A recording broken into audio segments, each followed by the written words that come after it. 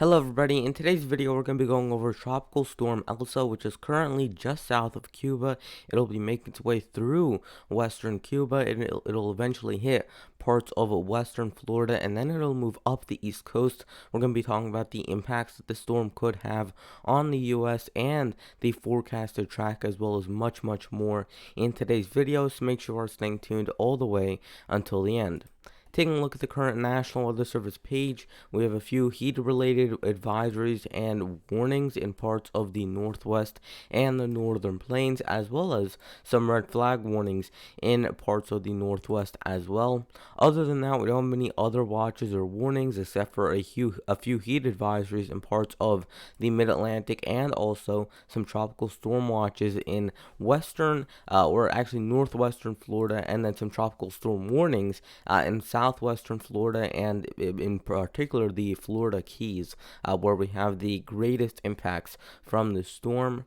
Yesterday we had a high temperature of 120 degrees in Death Valley, California, with a low temperature of 33 in Peter Sinks, Utah.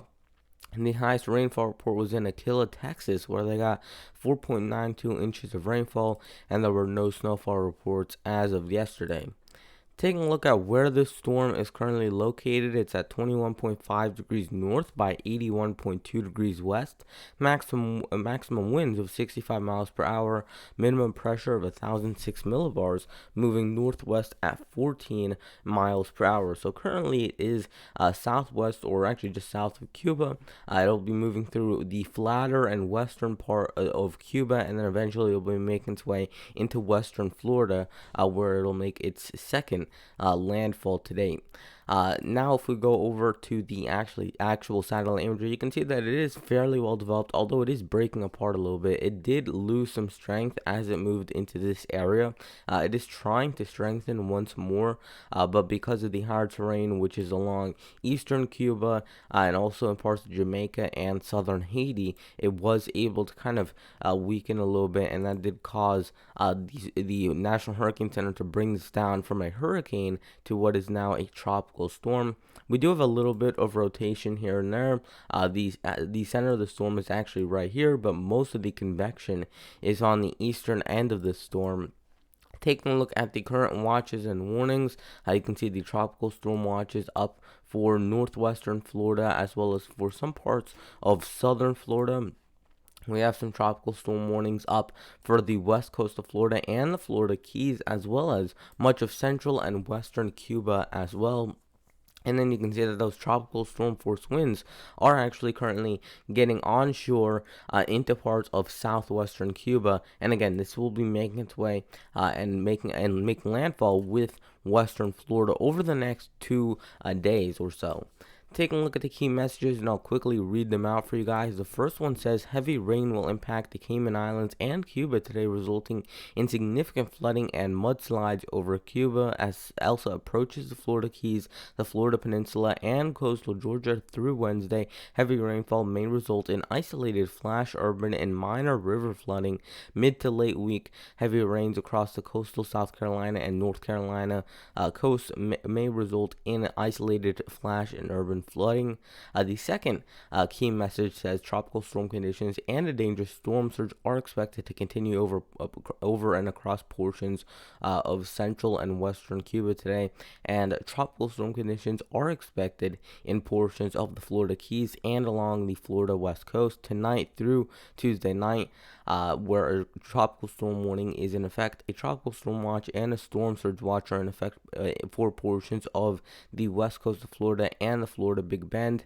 And the fourth and final key message says there is a risk of tropical storm conditions and storm surge impacts along the coast of Georgia and the Carolinas Wednesday and Thursday. So that just kind of gives you a brief recap or update on what the National Hurricane Center is expecting for the storm over the next couple of days. Taking a look at their cone forecast, you can see that they're expecting this to stay as a tropical storm all the way until it hits the Big Bend of Florida, or until it makes landfall with the west coast of Florida. By that point, it will likely weaken to a tropical depression while on land in the southeast, and then as it moves into the coastal mid-Atlantic waters, it should strengthen back up into a tropical storm. And if you're looking at the timing of this, we're expecting landfall with Florida sometime Wednesday morning or late Tuesday night.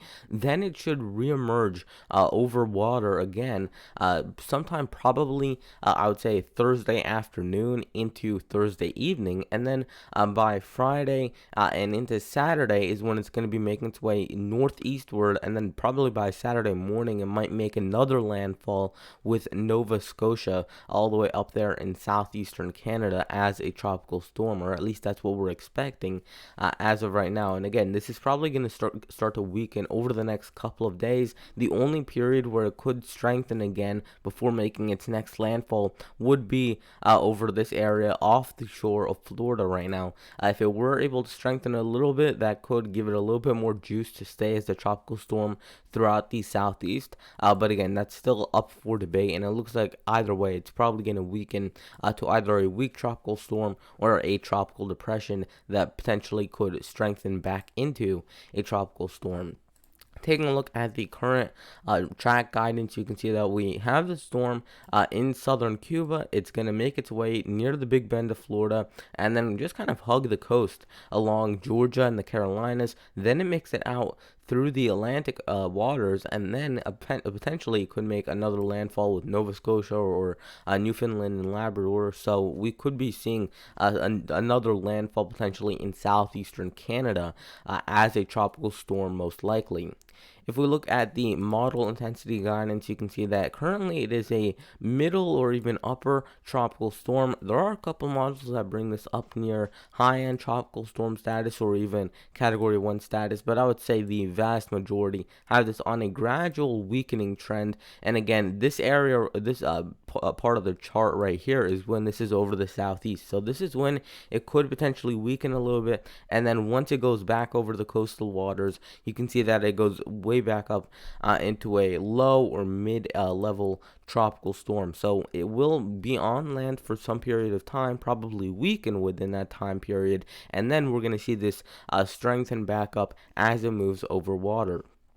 Taking a look at the total rainfall from the Weather Prediction Center, you can see that if you live along southwestern Florida, so probably from Tampa all the way down to the Florida Keys, we're expecting about 3 to 6 inches of rainfall, probably more around 3 to 5 inches. And then if you live for, let's say, the rest of Florida, southern Georgia, and also the coastal Carolinas, that's where we're expecting 2 to 4 inches, and then less than 2 inches for the rest of the coastal southeast and also for parts of Florida. So either way, it looks like most of these areas are getting at least 2 inches or maybe even a little bit more. So some isolated urban and flash flooding is definitely possible. And if we look at the chances of flash flooding from the Weather Prediction Center, you can see that we have a 10% chance along parts of the coastal Carolinas, as well as pretty much the entirety of Florida there. So we do have some risk of flash flooding over a great area of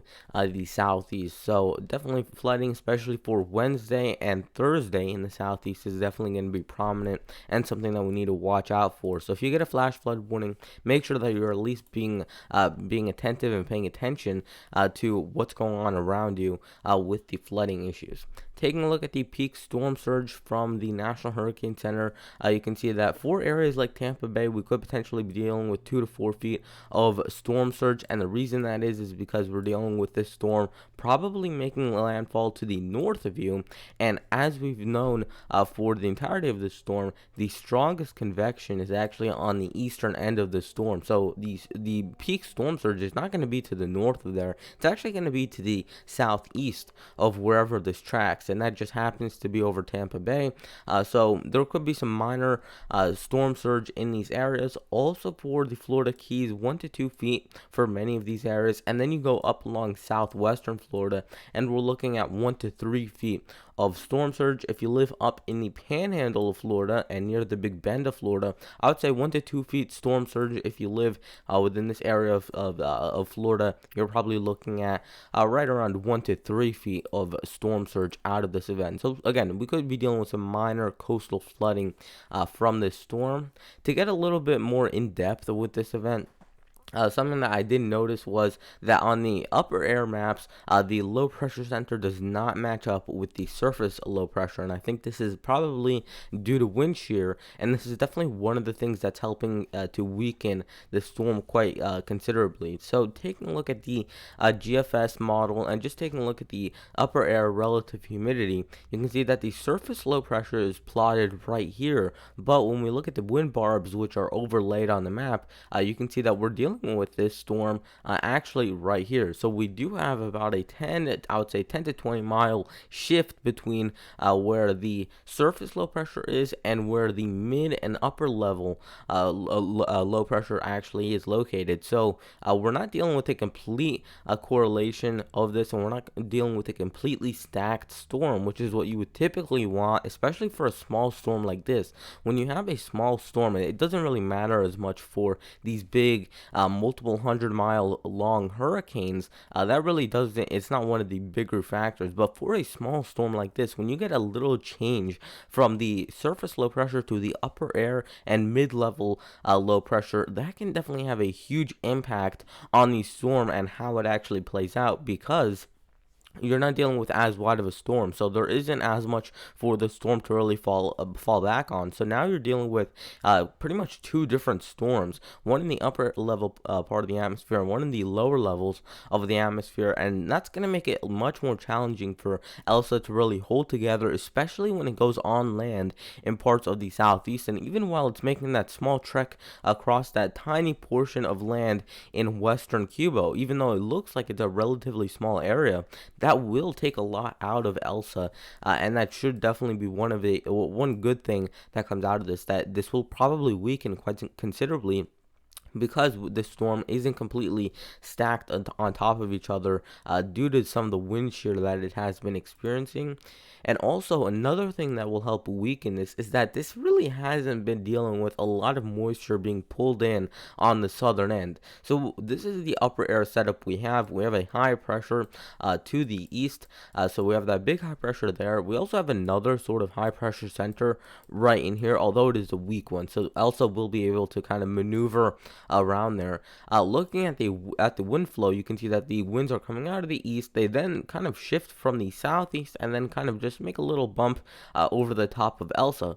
Then if we look at the southerly flow, you can see that it pretty much just goes straight to the south. So now you just have kind of this little bump. You really don't have any connecting flow on the southern end, and because of that, Elsa is pretty much just bringing in some moisture on the northern and eastern end, and then just kind of letting it go on the western end. You're not getting any of this to kind of wrap around, where you would typically see a wind flow coming in on the eastern end and then wrapping in on the eastern end of the storm as well, and the southern end of the storm. So you're not dealing with this storm wrapping in any of that moisture. It's just kind of flowing over the top of it. So because of that, it's not really been able to strengthen as well as other well-developed storms could potentially develop. So because of that, I think that's one of the reasons that the storm really hasn't been developing too good over the past couple of days. And I think that really started when it went over this rough patch of land over Haiti, Cuba, and Jamaica, where you're dealing with very high terrain. I think that really dislodged it, and that just kind of set up this gradual weakening trend for Elsa over the next couple of days. So that is going to wrap it up for today's video. Please consider liking the video, subscribing, and turning on notifications, and I'll see you guys in the next video. Goodbye.